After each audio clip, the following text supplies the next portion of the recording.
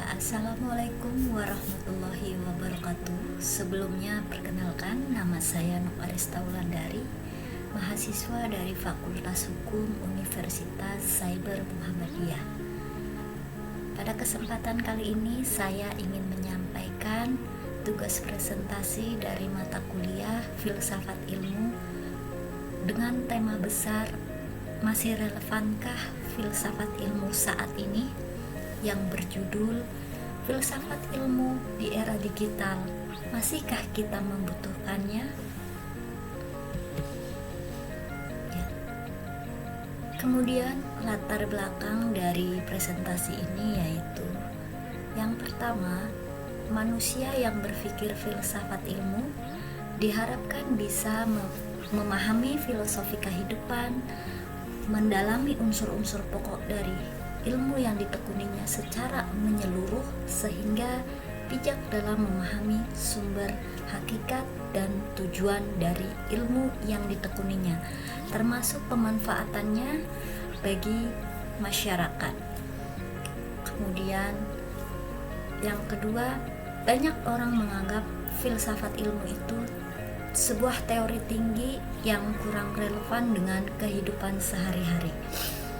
Yang ketiga, di era digital dan AI sekarang, pertanyaan tentang kebenaran, metode ilmiah, dan etika ilmu justru semakin penting. Yang terakhir, kita perlu memahami bahwa filsafat ilmu bukan sekedar sejarah pemikiran, tetapi juga cara kita berpikir kritis terhadap perkembangan ilmu. Adapun tujuan dari presentasi ini yaitu menjelaskan apa itu filsafat ilmu, mengkaji relevansi di era modern, kemudian memberikan contoh nyata penerapan filsafat ilmu dalam kehidupan sekarang.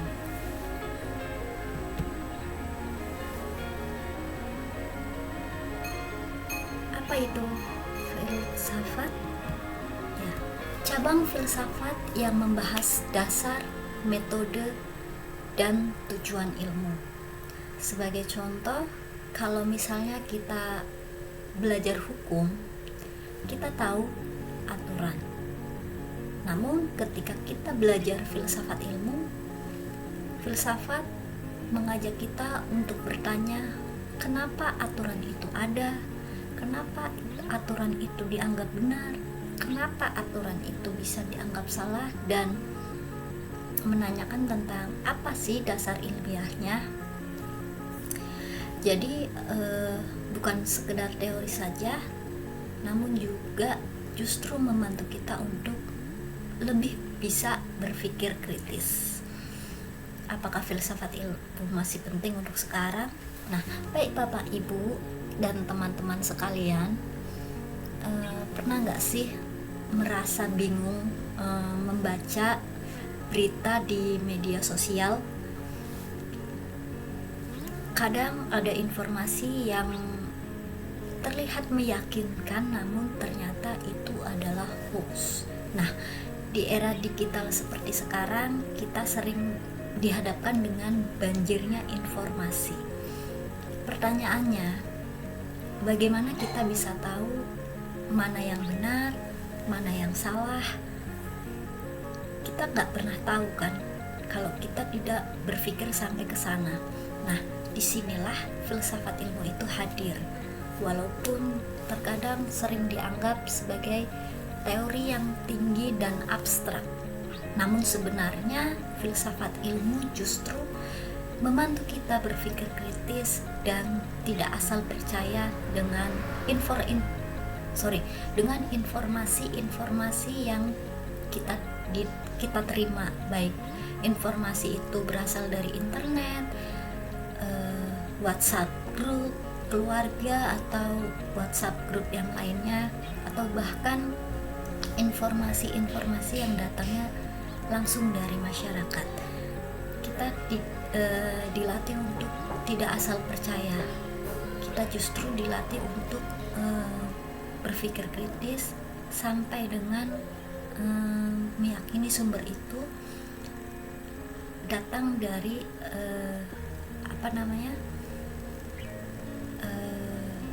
dari sumber yang valid, ya seperti itu.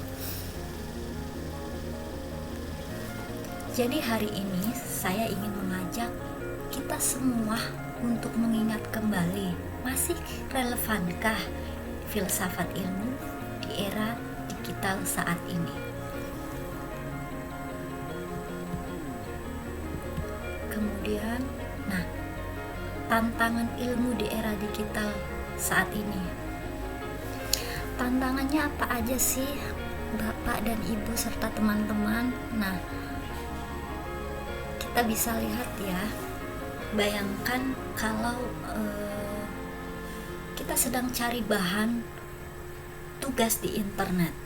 Di sana ada bahkan ribuan artikel, video, serta postingan di media sosial itu sangat banyak. Pertanyaannya, mana yang bisa kita jadikan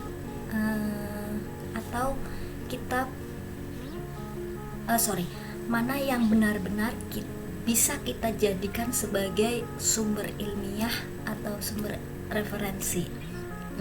Disinilah ilmu filsafat membantu kita untuk tidak asal percaya, tapi berpikir kritis. Jadi bukan sekedar copy paste, tapi kita belajar menyaring informasi atau menyaring kevalidan dari informasi tersebut.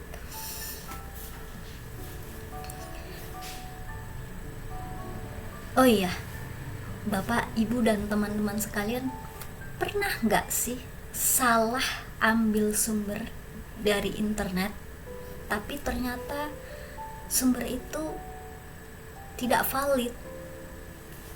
Pastinya pernah ya, saya pun pernah seperti itu. Kemudian di sini ada hubungan ilmu, teknologi, etik, dan etika. Di sini ada sebuah diagram. Dari diagram tersebut menunjukkan bagaimana ilmu dasar berkembang menjadi ilmu terapan, kemudian menghasilkan teknologi.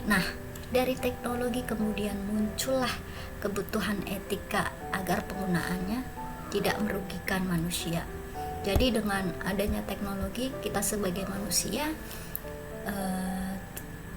harus tetap menjaga etika dalam bersosial media ataupun menyebarkan informasi-informasi, karena ilmu tanpa etika juga kayaknya kurang etis ya.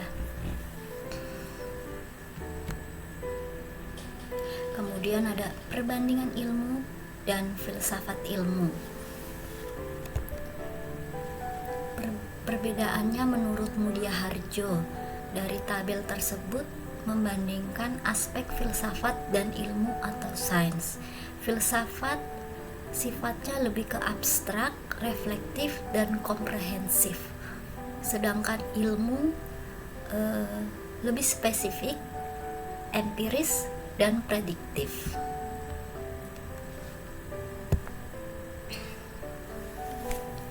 Ya, kalau kita lihat teknologi semakin canggih, ada AI yang bisa bikin esai, kemudian ada big data yang bisa memprediksi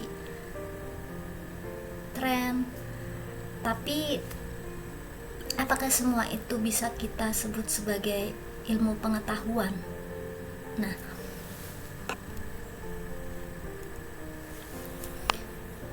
Filsafat ilmu mengingatkan kita bahwa pengetahuan itu harus diuji, harus diverifikasi dahulu, dan tentunya harus mempunyai nilai yang etis.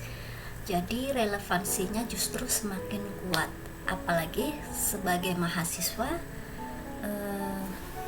kita dilatih untuk berpikir kritis dan tidak asal percaya, menjadikannya sebagai dasar reflektif yang etis dalam penggunaan teknologi, kemudian menjaga agar ilmu tetap berpihak pada kemanusiaan dan bukan sekedar kepentingan ekonomi maupun politik.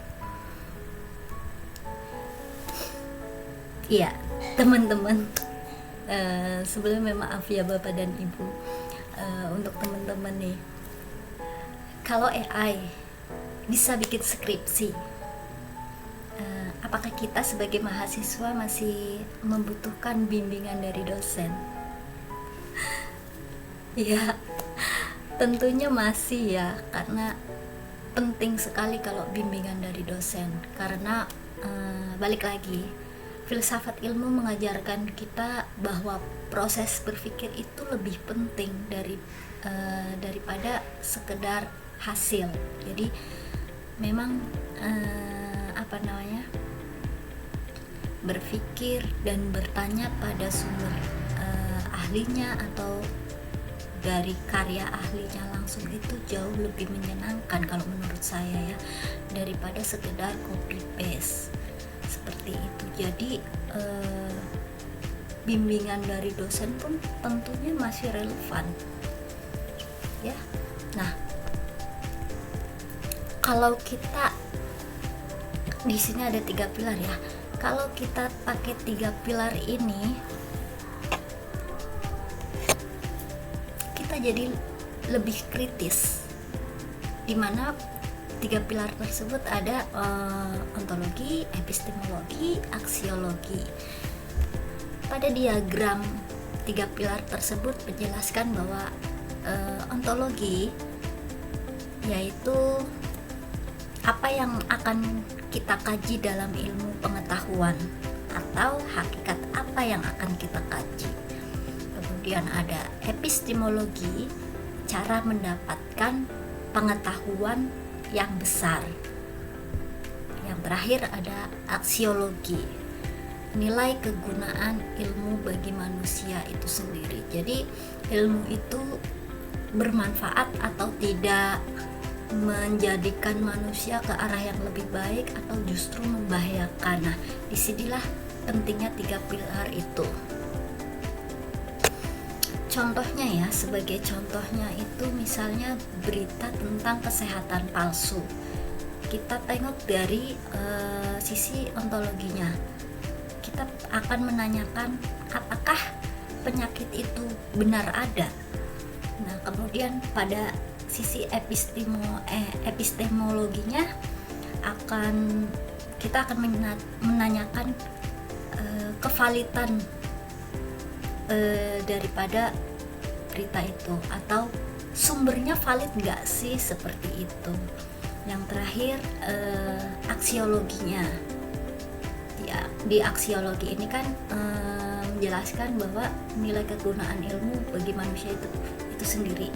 Nah, dari berita itu, dari sisi aksiologinya, kalau kita menyebarkan berita tentang kesehatan palsu itu bahaya nggak sih? Ada manfaatnya nggak sih bagi manusia atau masyarakat sekitar? Ya, tentunya kita harus mempertimbangkan itu ya, kevalidan dari informasi tersebut dan memikirkan dampak atau nilai dan manfaatnya untuk kehidupan. Ya, kemudian di sini ada contoh nyatanya. Ya, dari slide ini kita bisa tahu ya, ternyata kita jadi tahu bahwa contoh yang paling dekat dengan kita ialah hoax. Misalnya seperti tadi ya, berita tentang kesehatan yang palsu, atau bahkan berita tentang politik yang viral di WhatsApp, di internet, atau postingan-postingan media sosial lainnya. Kalau kita tidak punya dasar berpikir kritis, kita justru bisa ikut menyebarkannya tanpa sadar. Jadi kita tanpa sadar itu bisa ikut-ikutan menyebarkan berita hoax, karena kita sebelumnya memang gak punya dasar ilmu berpikir kritis atau terlalu meremehkan apa ya, terlalu meremehkan, masa sih itu bohong, masa sih itu berita hoax, kalau udah tersebar kan pasti itu benar. Nah, kita jangan sampai mempunyai pemikiran yang seperti itu. Justru dengan adanya filsafat ilmu,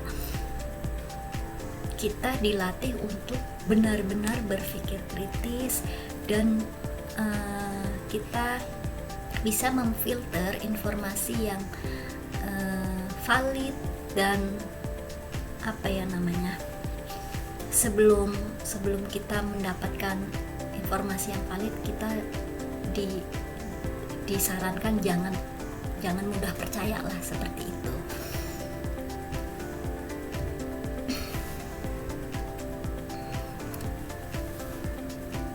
Jadi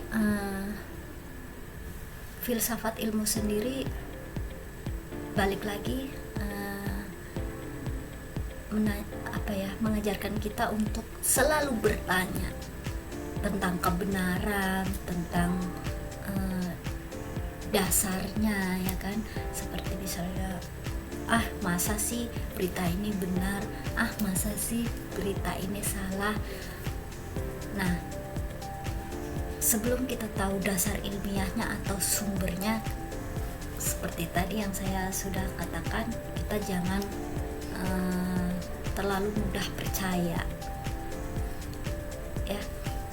Baik Bapak dan Ibu, teman-teman sekalian, kalau Bapak dan Ibu serta teman-teman dapat berita di grup keluarga nih, misalnya, kadang kan sering seperti itu ya, apa yang biasanya Bapak dan Ibu serta teman-teman lakukan? Langsung percaya atau cek dulu kebenarannya?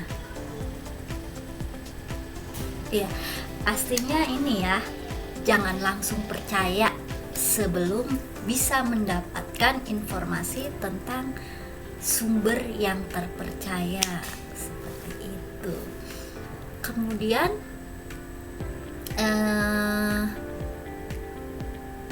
sebagai penutupnya,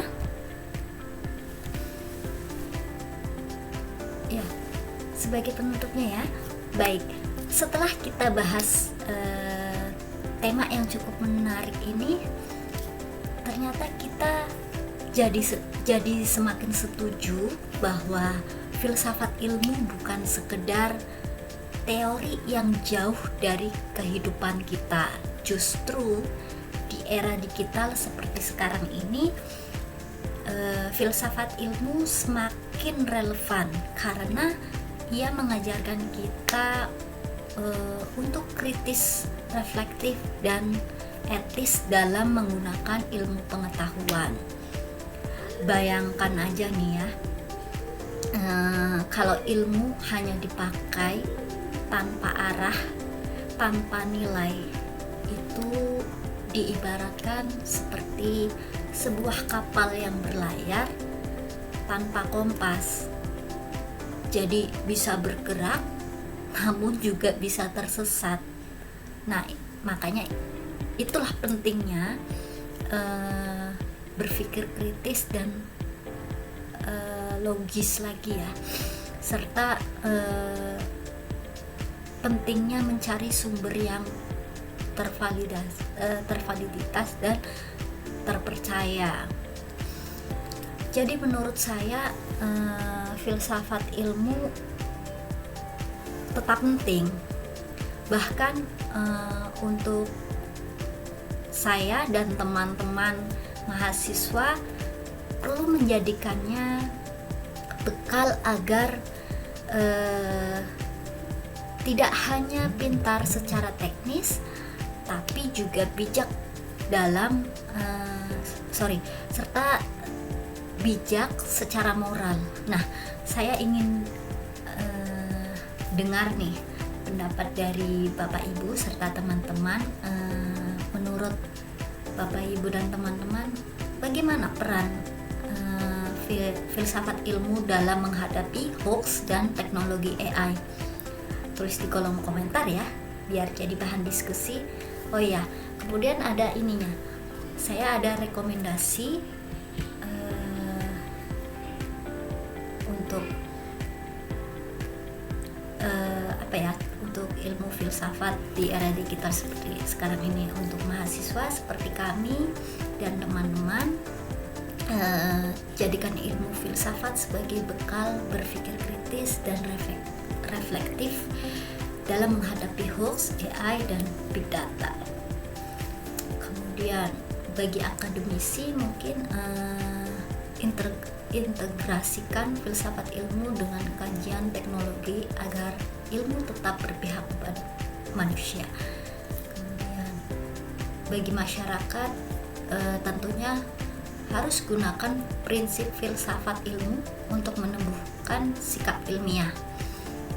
Caranya dengan apa? Caranya dengan jujur, terbuka, serta bertanggung jawab. Bertanggung jawabnya dalam apa? Dalam segala hal, terutama dalam penyebaran informasi ya. Jadi sebelum mendapatkan sumber yang valid atau sumber yang terpercaya, jangan mudah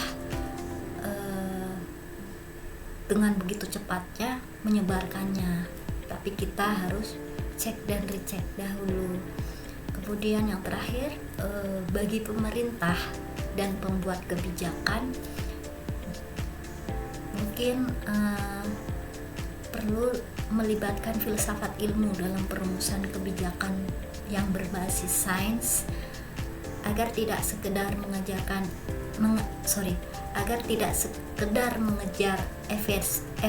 efisiensi, tetapi juga keadilan dan etika.